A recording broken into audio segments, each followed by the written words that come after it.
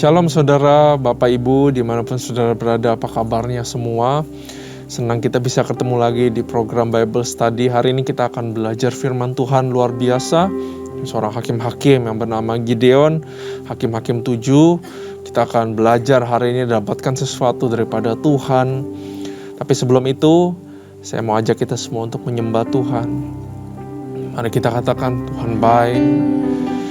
Saudara yang bisa berbahasa roh, saudara berbahasa roh.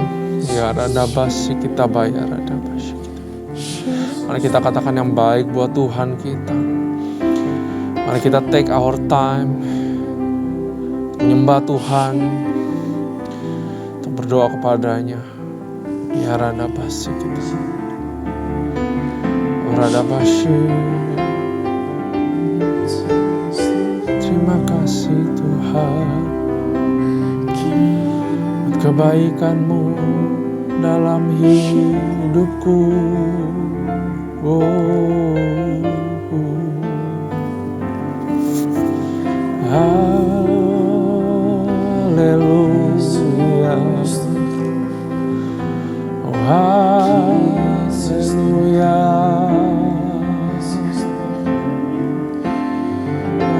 Yarana Malaraya rada basya. Amin.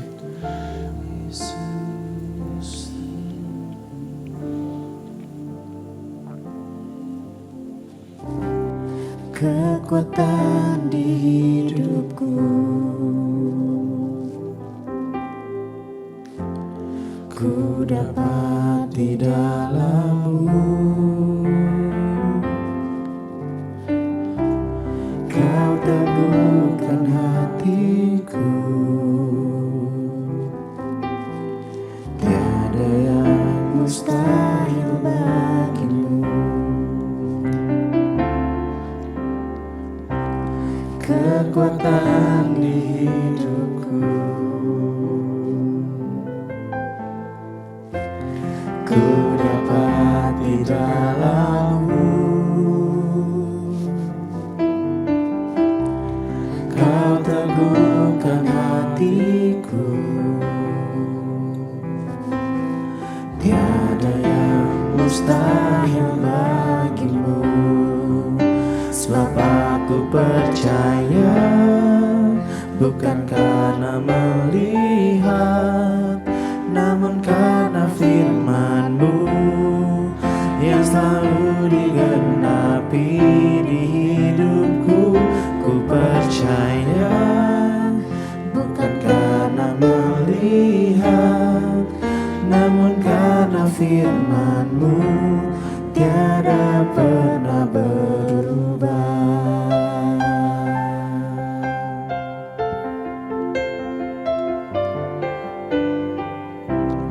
Kekuatan di hidupku, ku dapat di dalam-Mu. Kau teguhkan hatiku, tiada yang mustahil bagi-Mu. Kekuatan di hidupku,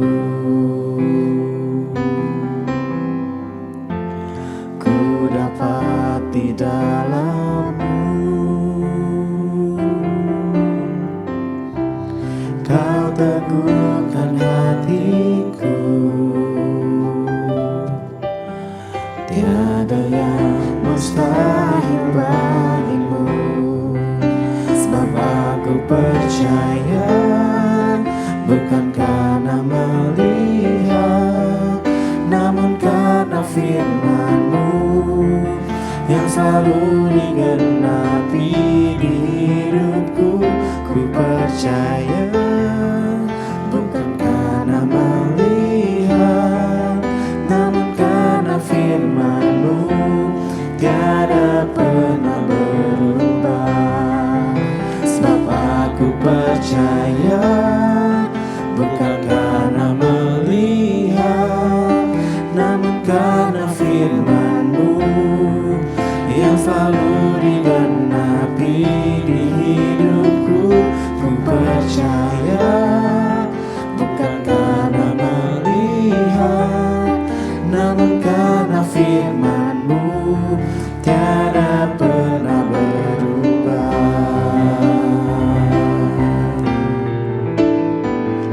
Sebab aku percaya bukan karena melihat, namun karena firman-Mu yang selalu digenapi di hidupku. Ku percaya bukan karena melihat, namun karena firman-Mu tiada pernah berubah. Sebab aku percaya bukan karena melihat, namun karena firman-Mu yang selalu digenapi di hidupku. Ku percaya bukan karena melihat, namun karena firman-Mu tiada pernah berubah. Namun karena firman-Mu tiada pernah berubah. Namun karena firman-Mu tiada pernah berubah.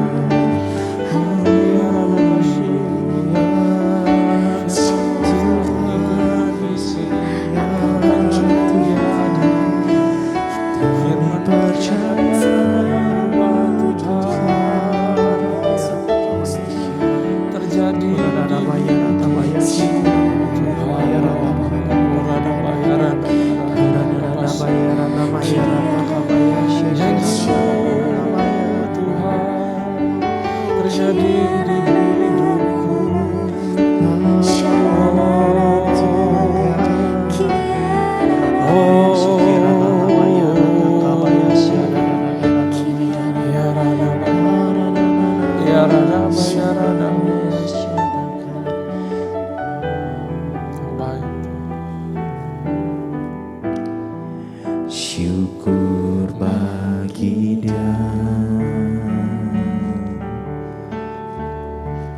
Allah yang kuasa,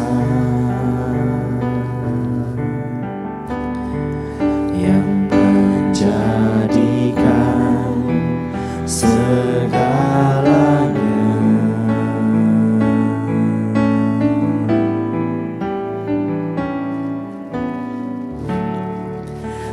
Ajaib perkasa yang diperbuatnya,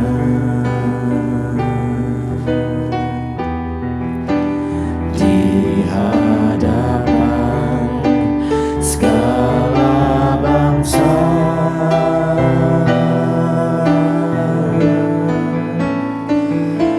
Sebab Tuhan baik, bahwasanya untuk selamanya kasih setianya.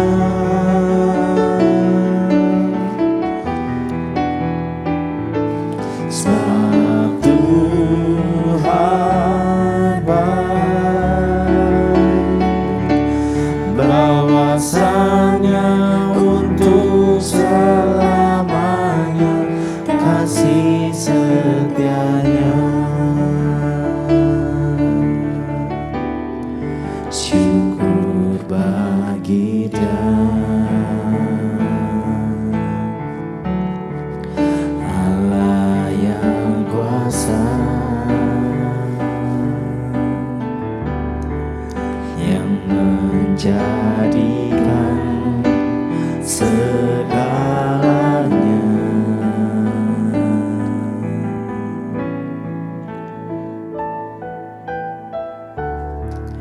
Ajaib perkasa yang diperbuatnya,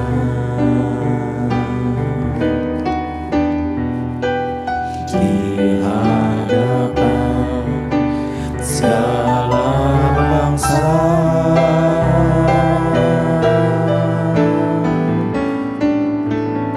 Sebab Tuhan baik, bahwasanya untuk selamanya kasih setianya.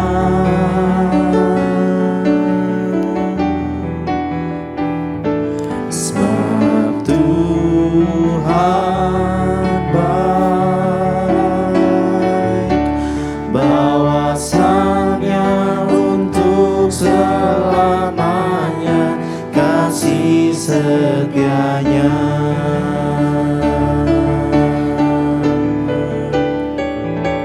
Sebab Tuhan baik, bahwasanya untuk selamanya kasih setianya.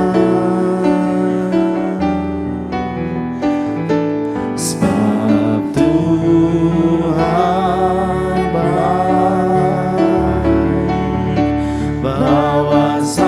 bahwasanya untuk selamanya kasih setianya.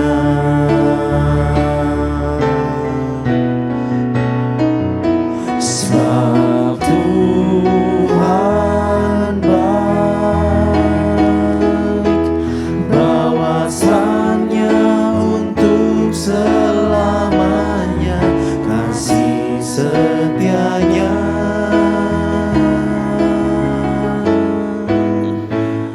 Sebab Tuhan baik,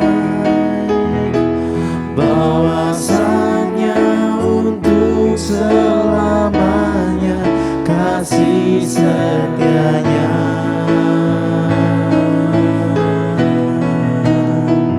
Sebab Tuhan baik, bahwasanya untuk selamanya kasih setianya.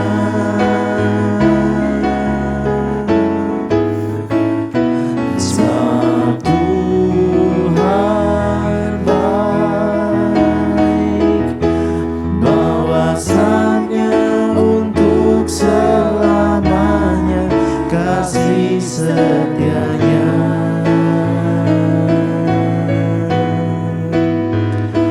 Bahwasanya untuk selamanya, bahwasanya untuk selamanya, bahwasanya untuk selamanya kasih setianya.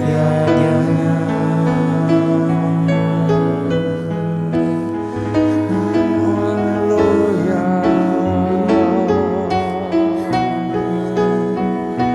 Sebab Kau baik,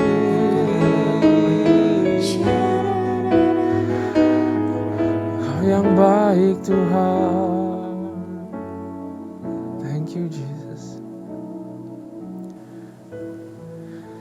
Sebab Kau baik dalam kehidupan kami Tuhan.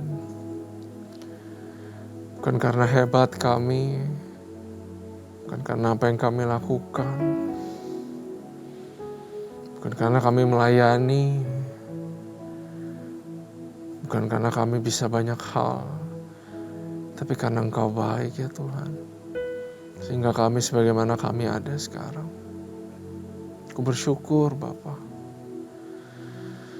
Aku punya Tuhan yang baik, punya Tuhan yang kind. We thank you Lord. Bapak, kami mau bentar lagi mau belajar firman tentang Gideon. Mau kami tahu sama sekali dia enggak seperti seorang pahlawan justru Tuhan. Justru Gideon pengecut. Tapi karena Kau baik Tuhan, Kau deal with Gideon dan Kau jadikan dia seorang pahlawan yang gagah perkasa Tuhan. Karena Kau baik ya Tuhan. Berikan kami pengertian untuk belajar. Lindungi hamba-Mu di balik salib-Mu. Urapi bibir lidah hamba-Mu, supaya katakan kebenaran. Dan kami mau sambut Hakim-Hakim 7 Tuhan. Dalam nama Tuhan Yesus. Haleluya. Amin. Shalom sekali lagi saudara. Ya, kita hari ini akan belajar masih di dalam ceritanya Gideon. Saudara, baiknya kita belajar Gideon itu keseluruhan sebenarnya 6, 7, 8. Karena banyak sekali yang kita bisa belajar di sana. Karena 6 ada maknanya sendiri, 7 sendiri, 8 sendiri. Kita hari ini akan belajar ke-7. Saudara siapkan Alkitab saudara, siapkan catatan saudara. Encourage saudara untuk mencatat. Karena setiap catatan kita adalah rema daripada Tuhan, isi hati Tuhan, sehingga kita bisa ulang-ulang terus saudara untuk dapatkan yang terbaik daripada Tuhan. Nah, mari kita baca Hakim-Hakim pasal yang ke-7. Gideon mengusir musuh ya, saudara masih ingat musuhnya adalah bangsa Midian. Saudara, Midian banyak hubungannya. Contohnya seperti Musa, mertuanya adalah Imam Midian. Contohnya Midian juga adalah sebenarnya keturunan dari Abraham. Setelah Sarah meninggal, dia menikah lagi, dia punya anak-anak lagi. Salah satunya ada Midian, saudara. Ya. Adapun Yerubbaal, itulah Gideon. Orang namanya Gideon kok disebut Yerubbaal ya. Yerubbaal itu nama yang lahir daripada bangsa-bangsa Kanaan yang suka menyembah Allah-Allah mereka, yang menyembah Baal. Dari sini kita bisa lihat bahwa Gideon ini ternyata papanya juga kawin campur. Kemungkinan besar Gideon gak 100% saudara. Ya, tapi Gideon dikasih nickname Yerubbaal. Ya, papanya kelihatan juga menyembah Tuhan yang lain sehingga kasih nickname seperti itu. Dari sini kita sudah lihat sebenarnya Gideon bukan nggak punya mungkin atau nggak dapat pendidikan atau iman dari papanya. Gideon mungkin sampai sini kita lihat adalah orang yang tidak berhak dipakai Tuhan. Tapi bukankah kita semua juga nggak berhak dipakai Tuhan? Dan Tuhan suka pakai orang-orang yang lemah, suka pakai orang-orang yang nggak layak. Karena di dalam kelemahan kita kuasanya menjadi sempurna. Amin ya saudara. Bangun pagi-pagi, itulah Gideon bangun pagi-pagi dengan segala rakyat yang bersama-sama dengan dia. Lalu mereka berkemah dekat mata air Harod. Perkemahan orang Midian itu ada di sebelah utara dekat Bukit More di lembah. Berfirmanlah Tuhan kepada Gideon, terlalu banyak rakyat yang bersama-sama dengan engkau itu daripada yang kau hendaki untuk menyerahkan orang Midian ke dalam tangan mereka. Bahasa Inggrisnya sangat luar biasa kalau saudara baca. Tuhan bilang bahwa pasukanmu terlalu banyak buatku. Jangan-jangan orang Israel memegah-megahkan diri terhadap aku sambil berkata, tanganku sendirilah yang menyelamatkan aku.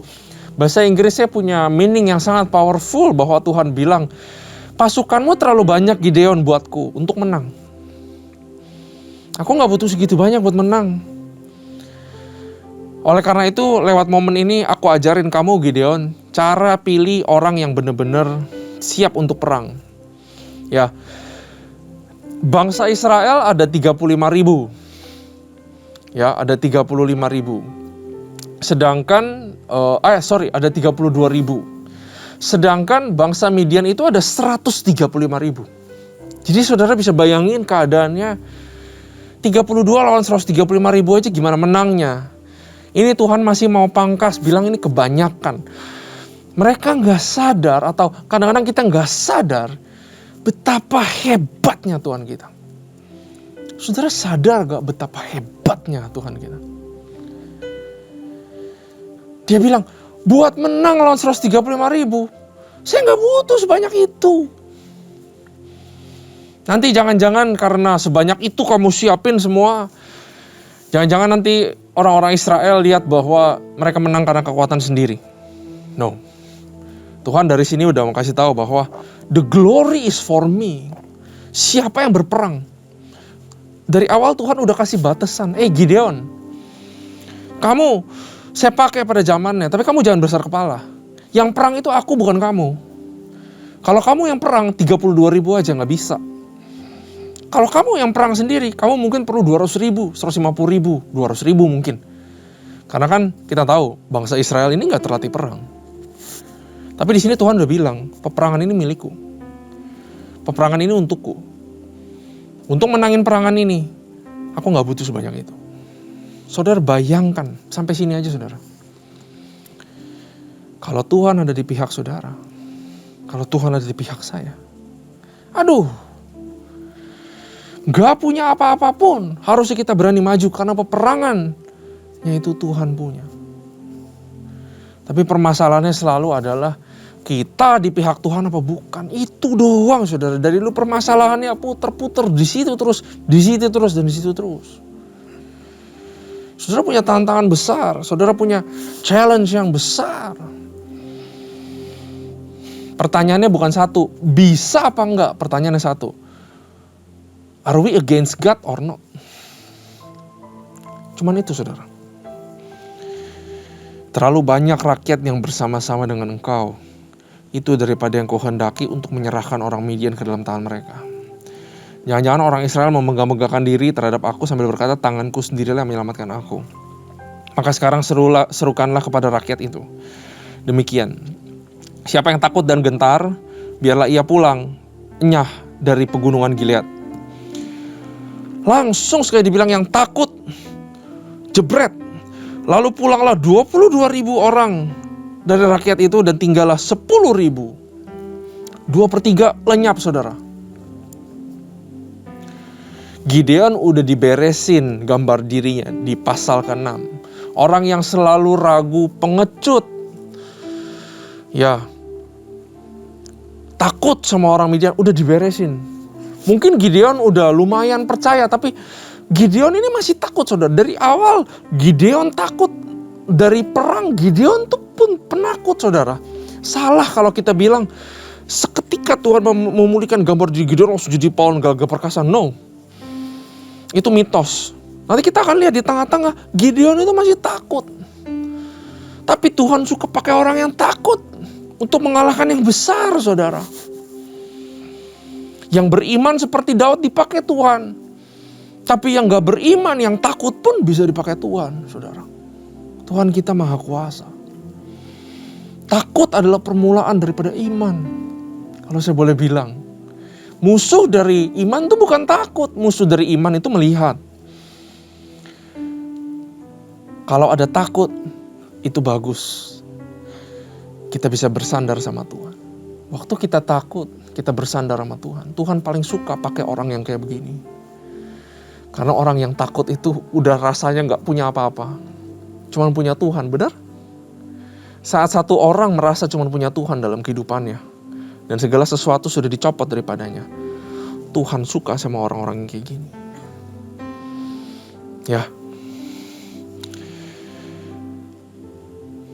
2/3 hilang. 2/3 ini orang-orang yang takut. Tetapi Tuhan berfirman kepada Gideon, masih terlalu banyak rakyat. Saudara, saya lupa. Tuhan ini mempraktekkan perintahnya yang diberikan kepada Musa waktu di Keluaran. Tepatnya di Keluaran pasal 20. Peraturan tentang pergi untuk fighting atau perang. Yang udah bangun rumah belum menikmati, gak usah perang, pulang, nikmati rumahmu. Yang sudah punya ladang, vineyard, tapi belum dapat panen, belum menikmati ladangnya, gak usah perang, pulang, kata Tuhan. Ya, yang sudah tunangan tapi belum sempat menikah, pulang katanya menikah sama istrinya, calon istrinya. Itu yang ketiga. Dan yang keempat, yang takut, pulang, jangan ikut perang. Itu perintah ya waktu dikasih ke Musa. Ya, Tuhan pakai peraturan yang dia pernah bikin, saudara. Dan hilang langsung 2/3-nya. Nah, ayat yang keempat, tetapi Tuhan berfirman kepada Gideon, masih terlalu banyak rakyat, suruhlah mereka turun minum air, maka aku akan menyaring mereka bagimu di sana. Siapa yang kufirmankan kepadamu, inilah orang yang akan pergi bersama-sama dengan engkau. Dialah yang akan pergi bersama-sama dengan engkau. Tetapi barang siapa yang kufirmankan kepadamu, inilah orang yang tidak akan pergi bersama-sama dengan engkau. Dialah yang tidak akan pergi.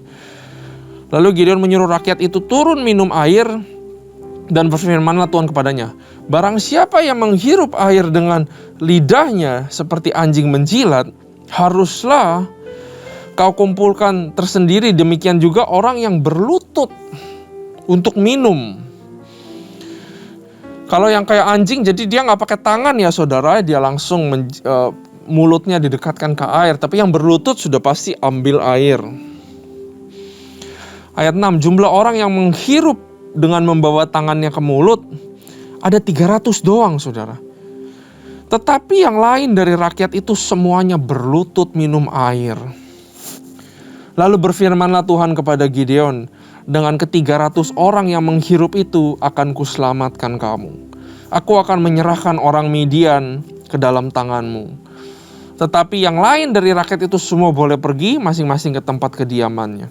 Dari rakyat itu mereka mengambil bekal dan sangkakala demikian seluruh orang Israel disuruhnya pergi masing-masing ke kemahnya, tetapi ke-300 orang itu ditahannya. Adapun perkemahan orang Midian ada di bawahnya di lembah. Jadi sekarang udah sisa 300 saudara. Ayat 9, pada malam itu berfirmanlah Tuhan kepadanya. Kenapa Tuhan berfirman ya? Karena Gideon takut saudara. Pada malam itu berfirmanlah Tuhan kepadanya, bangunlah, turunlah menyerbu perkemahan itu, sebab telah kuserahkan itu ke dalam tanganmu. Perhatikan baik-baik. Tetapi jika engkau takut untuk turun menyerbu, Tuhan tahu dia masih takut. Kalau kamu takut Gideon, 32.000 aja harusnya takut. Sekarang tinggal 10.000, udah ketar-ketir saudara. Lalu turun lagi sampai 300. Gimana nggak takut? Ya, takut tuh wajar ya. Tuhan di sini mau bilang kepada saudara dan saya, takut itu wajar. Makanya Tuhan bilang, tetapi jika engkau takut untuk turun menyerbu, ayat 10, turunlah bersama dengan pura bujangmu ke perkemahan itu. Maka kau dengarlah apa yang mereka katakan. Kemudian engkau akan mendapatkan keberanian untuk turun menyerbu perkemahan itu. Ya kan, kamu akan dapat keberanian. Dia nggak berani saudara. Dari awal sampai sekarang, Gideon itu nggak berani. Gideon itu takut. Sama seperti kita. Lalu turunlah ia bersama dengan pura bujangnya itu sampai kepada penjagaan terdepan laskar perkemahan. Jadi mereka turun berdua sampai ke batas perkemahan situ, mengendap-ngendap ya saudara. Nah ayat 12. Adapun orang Midian dan orang Amalek dan semua orang dari sebelah timur itu bergelimpangan di lembah itu ada 135.000. Seperti belalang banyaknya dan unta mereka tidak terhitung, seperti pasir di tepi laut banyaknya. Ketika Gideon sampai ke situ, kebetulan ada seorang menceritakan mimpinya kepada temannya, katanya, aku mimpi, tampak sekeping roti jelai. Jadi ada roti, saudara, roti gede raksasa terguling masuk ke perkemahan orang Midian. Jadi di tengah-tengah kemah dia mimpi ada roti, saudara, ada roti. Rotinya ngancurin kemah. Setelah sampai ke kemah ini, dilanggarnyalah kemah ini sehingga roboh dan dibongkar bangkirnya. Demikianlah kemah ini habis runtuh, katanya. Mimpinya begitu saudara. Lalu temannya bisa-bisa ngejawab begini loh saudara. Ini tidak lain dari pedang Gideon bin Yoas, anak orang Israel itu. Allah telah menyerahkan orang Midian dan seluruh perkemahan ini ke dalam tangannya. Tuhan selalu akan menempatkan kita di waktu yang tepat, di tempat yang tepat, di masa-masa yang tepat untuk menolong kita. Saudara. Gak perlu takut. Ayat 15. Segera sesudah Gideon mendengar mimpinya itu diceritakan dengan maknanya, sujudlah ia menyembah. Kemudian pulanglah ia ke perkemahan orang Israel. Ia berkata, bangunlah sebab Tuhan telah menyerahkan perkemahan orang Midian ke dalam tanganmu. Sesudah itu dibaginya ke 300 orang itu dalam 3 pasukan. Dan ke tangan mereka semua diberikannya sangkakala dan buyung kosong dan kendi kosong. Saudara. Jadi semua cuma pegang sangkakala sama kendi kosong. Buyung kosong dengan suluh di dalam buyung itu. Dan berkata ia kepada mereka, Perhatikanlah aku dan lakukanlah seperti yang kulakukan. Maka apabila aku sampai ke ujung, baru sampai ke ujung, haruslah kamu juga lakukan itu. Apabila aku dan semua orang yang bersama dengan aku meniup sangkakala, maka haruslah kamu juga meniup sangkakala sekeliling seluruh perkemahan itu dan berseru demi Tuhan dan demi Gideon. Lalu Gideon dan ke-100 orang yang bersama-sama dengan dia sampai ke ujung perkemahan itu, dan waktu permulaan giliran jaga tengah malam ketika penjaga baru saja ditempatkan, lalu mereka meniup sangkakala sambil memecahkan buyung. Jadi ditiup kencang-kencang, dipecahin itu kendi. Ya, serta berseru pedang demi Tuhan dan demi Gideon. Sementara itu tinggallah mereka berdiri masing-masing di tempatnya sekeliling perkemahan itu, tetapi seluruh tentara musuh menjadi kacau balau, berteriak-teriak dan melarikan diri. Sedang ke-300 orang itu meniup sangkakala, maka di perkemahan itu Tuhan membuat pedang yang seorang diarahkan kepada yang lain. Lalu larilah tentara itu sampai ke Betsita, ke arah Zerera, sampai ke pinggir Abel Mehola dekat Tabat. Kemudian dikerahkanlah orang-orang dari suku Israel, dari suku Naftali dan suku Asyer, dan dari segenap suku Manasye. Lalu mereka mengejar orang Midian itu. Ayat 24, Gideon menyuruh juga orang ke seluruh pegunungan Efraim dengan pesan, turunlah menghadapi orang Midian dan dudukilah segala batang air sampai ke Bet-bara dan juga sungai Yordan. Maka semua orang Efraim dikerahkan, lalu mereka menduduki segala batang air sampai ke Bet-bara juga sungai Yordan. Mereka berhasil menawan 2 raja Midian, Oreb dan Zeeb. Oreb dibunuh di gunung batu Oreb, dan Zeeb dibunuh dalam tempat pemerasan anggur Zeeb. Mereka mengejar orang Midian itu, lalu mereka membawa kepala Oreb dan kepala Zeeb kepada Gideon di seberang sungai Yordan. Ini berakhir begini, saudara. Tapi saudara akan lihat nanti di pasal ke-8 ada drama yang terjadi. Efraim ngambek, saudara, atau tersinggung karena mereka gak diajak perang waktu yang 300 ini, saudara. Ya, tapi itu nanti, saudara. Nah, apa yang kita bisa belajar, saudara? Gideon walaupun dipenuhi Roh Kudus Tuhan, tetap bisa takut. Kadang-kadang kita suka pikir salah, oh iya karena saya sudah worship ke Tuhan, saya sudah bersatu dengan Roh Kudus. Takut itu gak wajar, kenapa saya masih takut? Kenapa saya masih takut, Tuhan? No. Takut itu wajar, saudara. Justru yang tadi saya bilang, fear is the beginning of faith. Fear is the seed of faith. Kalau saudara karena takut sudah berpaling kepada Tuhan, maka itu akan muncul satu iman yang luar biasa, saudara. Dan Tuhan itu pakai orang-orang yang takut, orang-orang yang lemah, seperti Gideon. Tuhan mau pakai saudara, Tuhan mau pakai saya. Kita adalah orang-orang yang lemah, kita orang-orang yang gak berdaya. Justru Tuhan suka pakai orang-orang seperti kita. Dia gak suka pakai orang-orang yang, saya bisa, saya percaya, saya pede, saya punya ini, saya punya itu, saya bisa. Tuhan gak suka. Tuhan suka pakai orang yang takut. Saudara, tahukah saudara, setiap kali saya mau berkhotbah, baik itu di mimbar manapun, saudara, saya itu masih takut, saudara. Walaupun udah sering banget, saudara. Udah sejak belasan tahun lalu sharingkan firman Tuhan. Tapi setiap kali mau sharing, saya selalu ada perasaan gentar dan takut. Takut saya tidak bisa menyampaikan segala sesuatu dengan berani dan benar. Apa jadinya kalau saya gak bisa takut lagi? Cuman bagiin firman Tuhan, cuman mimbar, cuman 2000 jemaat, cuman segini jemaat. Ya udah, biasa aja. Jangan sampai kita jadi orang seperti itu. Tapi terus menggantungkan diri di hadapan Tuhan. 22.000 disaring sama Tuhan. Ternyata 22.000 adalah orang-orang pengecut dan orang-orang takut. Kalau ini lain sama Gideon yang takut, saudara. Bahwa pasukan kalau mau maju, membangun sesuatu, mau mengalahkan sesuatu, mau campaign sesuatu, mau rebut sesuatu, Tuhan ngajarin Gideon, ngajarin kita bahwa ketakutan itu bisa seperti virus. Bayangin 22.000 ini ada, begitu perang lihat 135.000 panik semua. Bisa-bisa 32.000 bubar semua, saudara. Fear is contagious. Tapi faith is also contagious. Karena itu saudara, Tuhan mengajarkan kita bukan kuantitinya, bukan banyaknya, tapi kualitasnya saudara. 300 ini dipilih sama Tuhan. Orang-orang yang siap untuk maju. Not quantity, but quality. Saudara yang punya perusahaan, saudara yang punya bisnis, not about quantity, but the quality of your stuff, it matters. Bukan, wah yang penting besar banyak, no. Tapi quality. Begitu juga dengan omset, bukan yang penting omsetnya besar, no. But the quality dari setiap pegawai saudara yang hidup dari perusahaan saudara, apakah sejahtera apa enggak, itu yang dilihat Tuhan. The quality, it's not the quantity. Saudara mungkin bisa punya sesuatu yang sangat besar, tapi quality, kekudusan, keterpisahan di dalamnya itu yang Tuhan lihat. Apakah bisnismu kau jalankan dengan benar?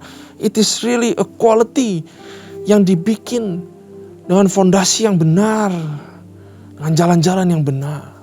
Begitu juga dengan gereja. Not about the quantity. Bukan tentang size-nya. Tapi tentang quality atau size. Jemaatnya, imannya seperti apa. Hubungan sama Tuhannya seperti apa. Itu yang harus kita kejar saudara. Bukan banyaknya. Kalau di Instagram dilihat, wah banyaknya kepala semua. Keren saudara. Tapi Tuhan gak lihat dari luar, Tuhan lihat yang di dalam. It's not about the quantity, but it's about the quality. Amin saudara. Dari 32.000 jadi 10.000, jadi 300. Saya jadi Gideon juga mungkin udah ngibrit saudara, kabur, takut. Benar gak? Aslinya pengecut. Dikasih 32.000 jadi 300. Mungkin saya ngibrit saudara. Tapi satu hal yang Tuhan mau kasih tahu bahwa menurut saya 300 pun terlalu banyak buat Tuhan untuk dia menangkan. Yang berperang itu Tuhan. Dari sini kita harus belajar bahwa yang berperang itu harus Tuhan, bukan kita. Saat kita coba pakai kekuatan kita, saat kita coba mengandalkan apa yang kita punya, justru Tuhan tidak dimuliakan saudara.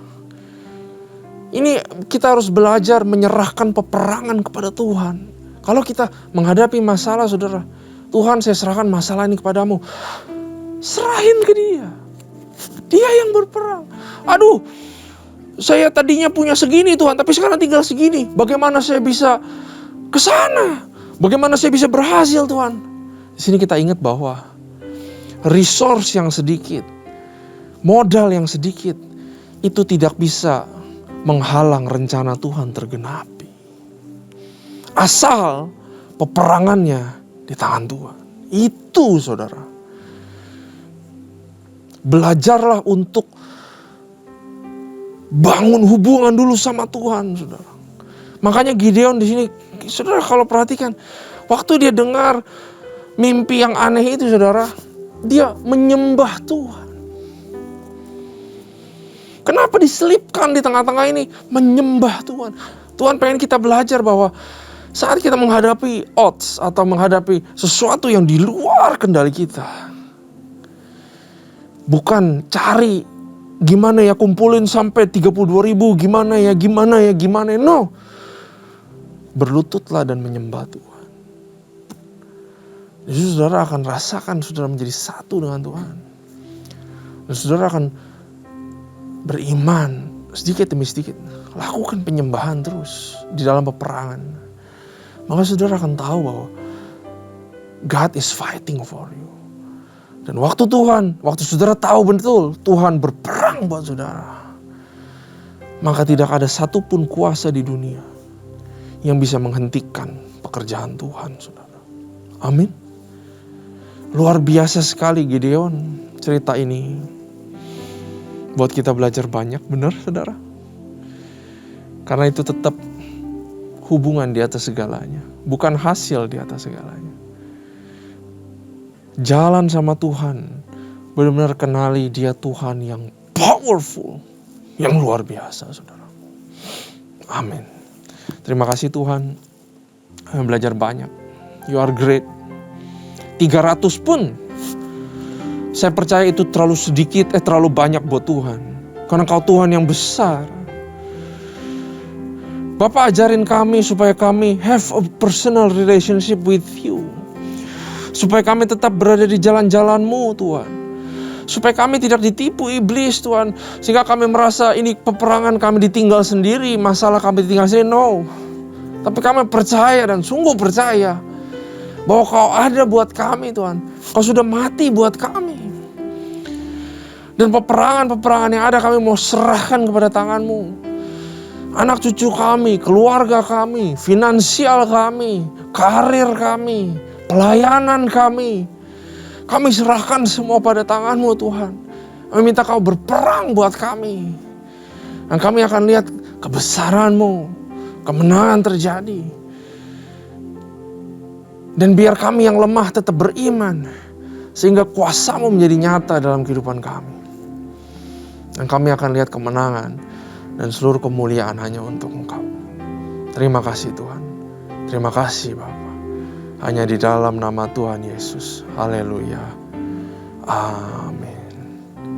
Tuhan Yesus memberkati kita semua.